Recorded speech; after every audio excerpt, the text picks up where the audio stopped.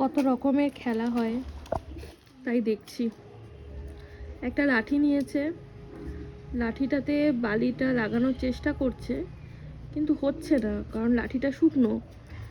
তো বুদ্ধিটা এরকম যে লাঠিটাকে এই যে জলটা জমে আছে এই জলটার মধ্যে একটু চুবিয়ে নিয়ে তারপরে গেছে, তাতে বালিটা ভালো করে স্টিক হচ্ছে, আরও ভীষণ মজা পাচ্ছে। মামা নোংরা নোংরা না, নোংরা ঘেটো না, ওটাতে থাকো। তো ভাবছি তাই যে মানে সত্যিই কত বুদ্ধি একটা 2 বছরের বাচ্চার মাথায় হতে পারে।